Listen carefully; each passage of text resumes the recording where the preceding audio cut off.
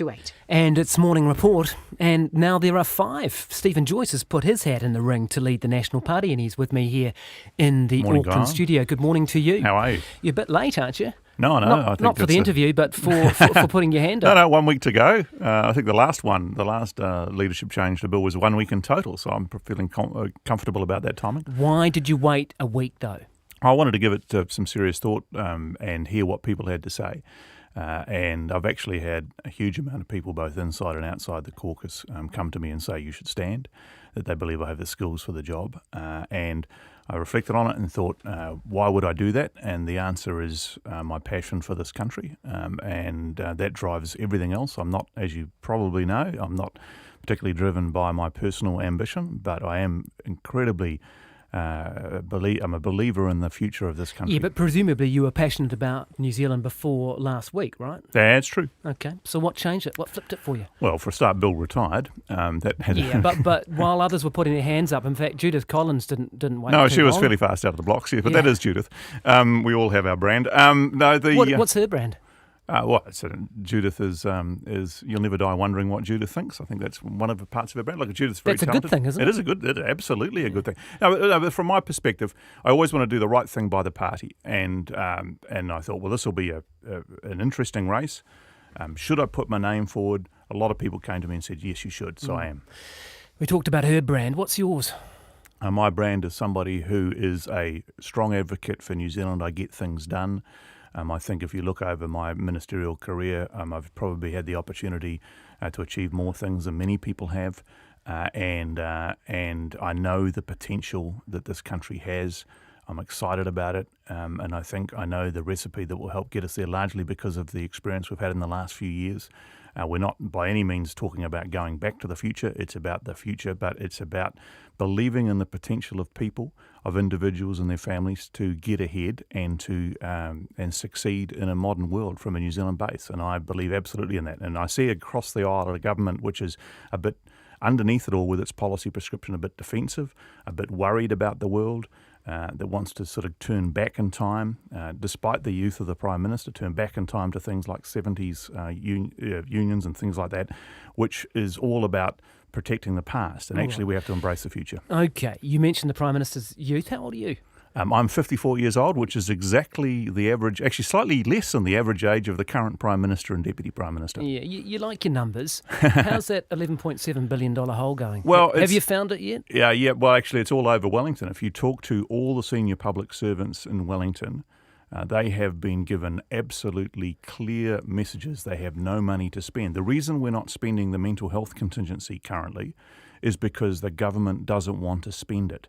The reason we're not spending the Justice Sector Fund anymore and investing in the rehabilitation of prisoners is because the government doesn't want to spend it. We told them before the election that their budget was way too tight and they hadn't allowed for the sort of things they need so to. You and now they're experiencing it. You stand by your $11.7 billion I absolutely stand by the fact that their budget was unrealistic. That's qualified, though. Do you stand by the $11.7 billion? You do. Yep. Grant Robertson went out before the election, was indignant that he was called on it, and now he's living it. And actually, that's going to be one of their significant problems over the next 2 years. Did you put your hand up for the leadership because you felt that the other 4 couldn't do it and wouldn't be good at it? No, I felt the other 4 all have different talents. They're all very talented individuals, and it's actually a privilege to stand alongside them. But there's a lot of people, both inside and outside the caucus across the party, who have come to me and encouraged me and said, you're the person to do it. And I want to honour that and give the caucus the opportunity to actually make the decision. Would you be happy to serve under Judith Collins? I'd be happy to serve under whoever the caucus thinks should be the leader. And so that includes her? You'd be happy to be the finance spokesman under Judith Collins? If the caucus chose Judith, then obviously the caucus would, in its wisdom, have made the right call. But actually we're at the point where we're assessing everybody at this point. I reckon every one of those people, in fact our whole 56, have real talent. The challenge for any leader is to mould that talent together and get everybody moving in the right direction. Yeah, and you talk about that, and you got about 10% of your caucus vying for the leadership. It's a bit messy, isn't it? Well, I think that's just a reflection of the fact that we've had a period of time with very settled leadership.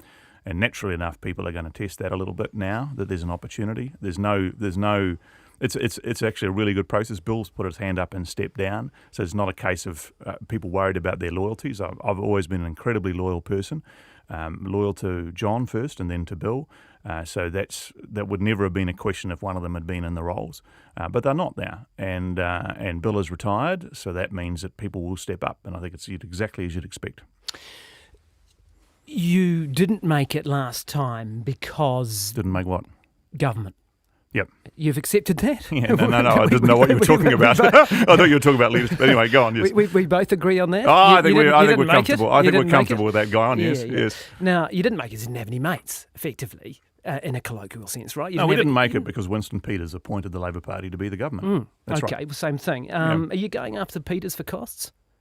I don't know what's happening there, actually. The lawyers are doing all that. Oh, yeah, but you instruct the lawyers. They don't just go and do I their haven't own thing. involved myself in that. But you'd have a view on whether you want your money back or not. Well, What do you I don't have a strong view. It's not a huge amount of money. And I know it's not a huge amount of money, but it's interesting, isn't it? Because it's not a great way to build relationships, is it? From either side, I wouldn't have thought. Well, yeah, I mean, it's the old who threw the first stone. Yeah. But the reality of it is that Winston Peters has, as I say, selected the new government, and must admit, he'll have to admit at some point, he'll never admit it actually, that's upset a lot of his supporters. You can see that in the polling numbers. Many of them thought that he was going to support a national-led government. He didn't. That's fine. That's water under a bridge. Yeah. But now, if you talk about for the future, yes, we'll work to build relationships with every other so that's the potential question. party. Crush Winston or cuddle Winston? Which is it? Well, neither, actually. You can't do either. And if anybody's talking about Winston in particular, you can't do either. You can't cuddle him? Well, because actually he will always be independent and his party will always be independent, and you've got to respect that. But what you can do is build relationships with them.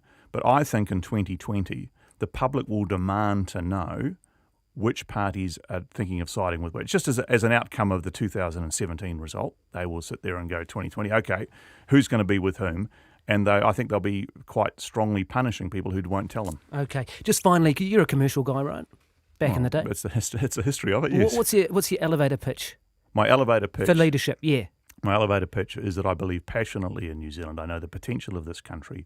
I've had the experience over recent years to be able to contribute to actually creating that. I think the current crowd of government are going in the wrong direction, and I believe I can lead not only the National Party but New Zealand to the successful, prosperous country that we actually have right in front of us if we take those opportunities. And you think the elevator's going to the 9th floor?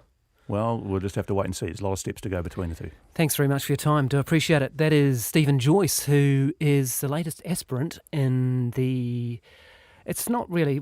It's not really Survivor, is it? It's... No, I think it is... Is it National's Got Talent? Well, I think you'll find it's actually the National Party Leadership Contest, Guyon, but you've got all morning to call it what you like. We'll leave it there. Maybe we could call for recommendations on what people think. 2101 if you've got a name for the National Leadership Contest. Morning Report at radionz.co.nz if you want to send an email. Or NZ Morning Report. Thank you very much, Stephen Joyce, for your time this morning. 7:45. Oh, and it's me still, isn't it? Because we're talking about Mark Mitchell. There's so many of you contesting the leadership, I forgot where we were going. But the former Defence Minister, police officer he was too, and war zone security consultant Mark Mitchell, he wants to be the leader too. I spoke to him